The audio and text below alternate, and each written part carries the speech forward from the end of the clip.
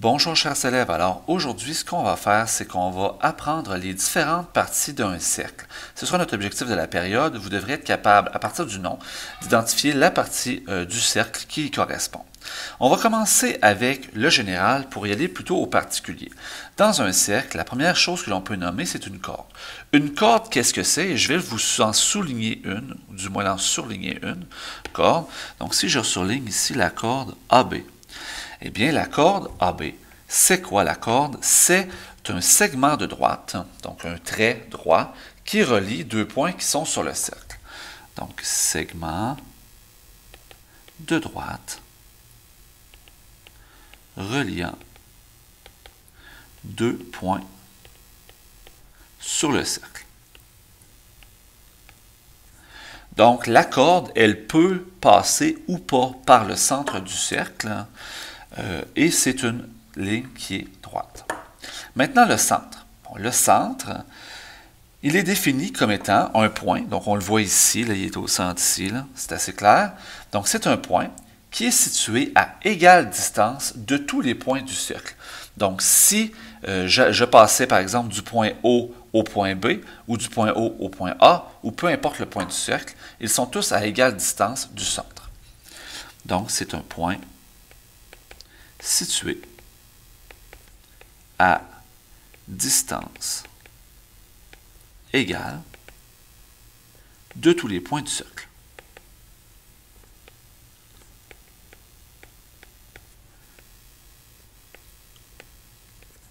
Donc, c'est ça, le centre. Maintenant, le rayon. Vous l'avez déjà appris à l'école primaire. Le rayon, c'est quoi? C'est la distance qui relie le centre à un point du cercle. Donc, c'est un segment de droite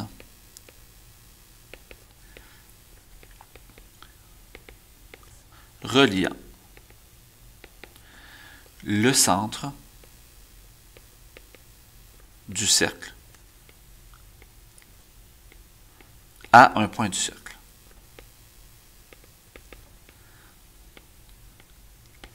Donc, des rayons, j'en ai plusieurs dans cette figure-là. J'en ai en fait trois qui sont tracés.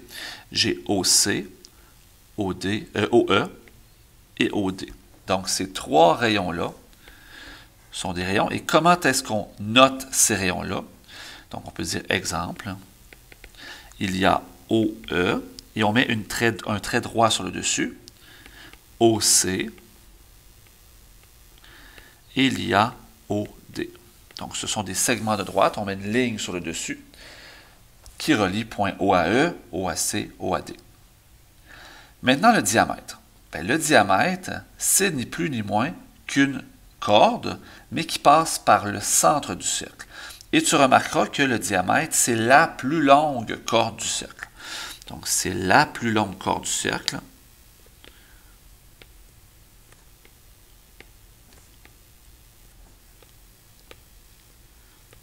Passe par le centre.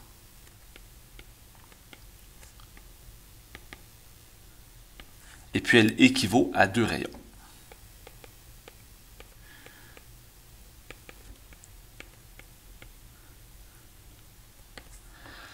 Donc, mon diamètre, ici, je vais le tracer de cette couleur-là. Et ici, c'est un diamètre.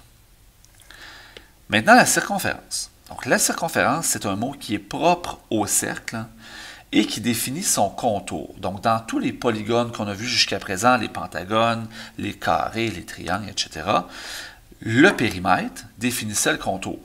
Mais là, quand on parle d'un cercle, comme ce ne sont pas des côtés, on parle de circonférence.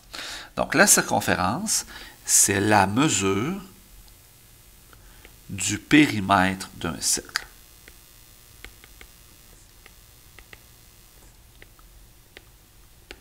Tout simplement.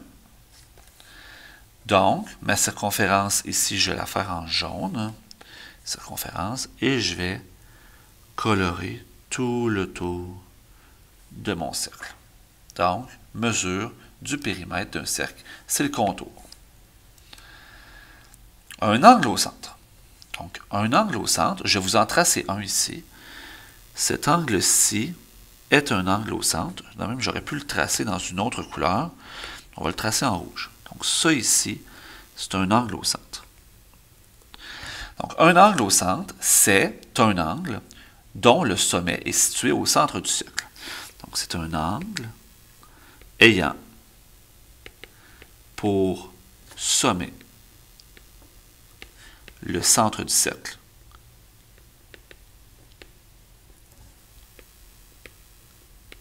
Il est composé ou il est formé de deux rayons.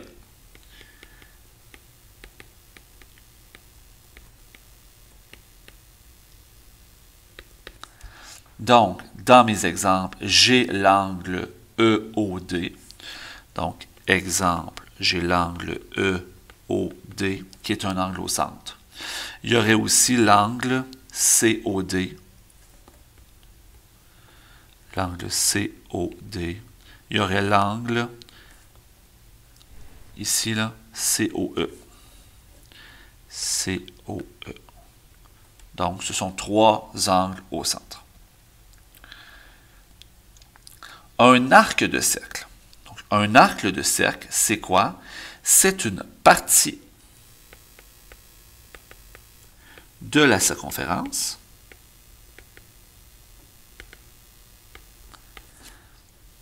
limitée par deux points, deux rayons ou une corde. Donc, mon arc de cercle ici, je vais choisir de le mettre en hachuré bleu pâle. Donc, mon arc de cercle ici. Et sur ma figure, par exemple, ça ici, c'est un arc de cercle. Donc, une partie de la circonférence limitée par le point C et le point D, ou encore limitée par le point CO, le rayon CO et le rayon DO. On aurait pu aussi, par exemple, avoir l'arc de cercle AB qui était limité par la corde AB. Donc, exemple, l'arc, on va dire celui que j'ai mis ici, c'est l'arc CD. On écrit CD et on met une ligne courbe sur le dessus pour désigner que c'est un arc de cercle et non pas une ligne droite. Et mon dernier, et non le moindre, c'est le secteur de disque. Donc, le secteur de disque, c'est une partie de l'aire du disque. Et là, quand je parle de disque, je parle de l'aire du cercle. Donc, l'intérieur du cercle, on le définit comme étant le disque. Donc, une partie de l'aire du disque, c'est une partie de l'aire du cercle, mais c'est juste plus précis. Donc, une partie de l'aire du disque limitée par deux rayons et un arc.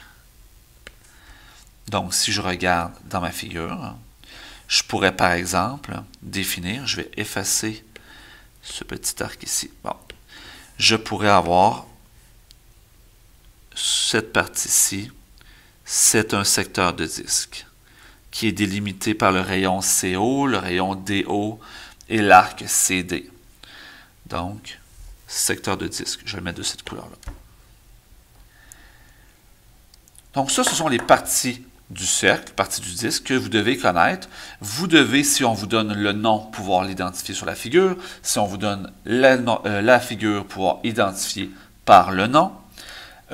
Et à partir de la définition, vous devez pouvoir l'identifier. On ne vous demandera pas, en donnant le rayon, par exemple, de dire « rayon, explique-moi c'est quoi » et de dire « segment de droite reliant ». On ne te demandera pas la définition, ce n'est pas ça le but.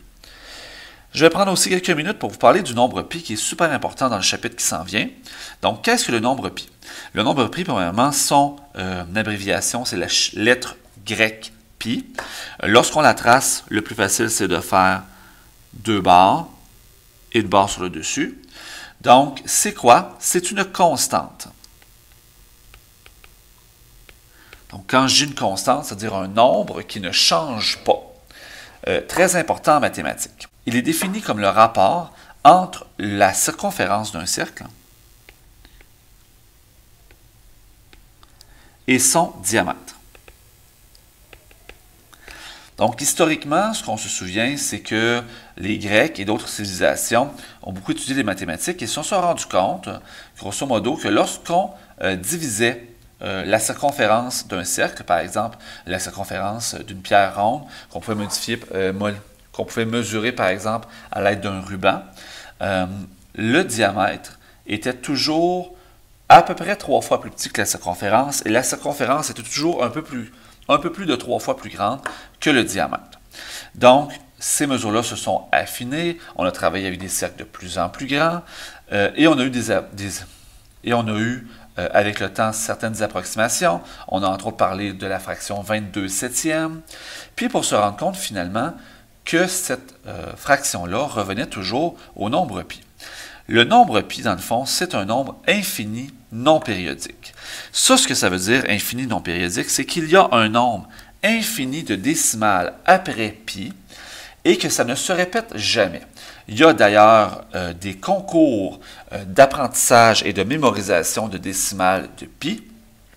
Il y a des personnes qui en retiennent des centaines, des milliers, voire des dizaines de milliers de décimales de pi par cœur. Nous, pour les calculs qu'on va faire, l'idéal, c'est de travailler avec la constante pi sur votre calculatrice, que je vais vous montrer à utiliser en classe. Cependant, on peut aussi, à la limite, utiliser, bien mal pris, l'abréviation que pi vaut environ 3,1416, alors que sur votre calculatrice, on va vous donner 3,141592,654. Donc, le pi de la calculatrice étant plus précis que 3,1416, ça nous donne des calculs qui sont beaucoup plus précis, mais bien mal pris, on peut prendre 3,1416. Sur votre calculatrice, je vais vous montrer où est-ce qu'on trouve les touches pi.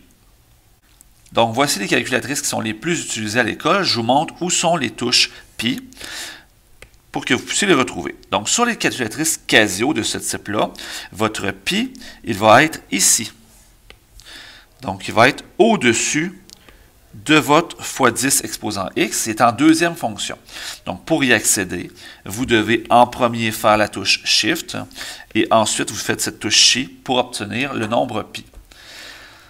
Ensuite, et cette calculatrice-là, très important, c'est possible que votre réponse, par exemple, à un calcul, pourrait vous donner, par exemple, 32 pi. Et si vous avez une réponse avec des pi à l'intérieur, puis que vous voulez avoir une version numérique, bien à ce moment-là, ce que vous pouvez faire, c'est faire la touche SD, qui va enlever le pi et rentrer le pi dans le calcul mathématique.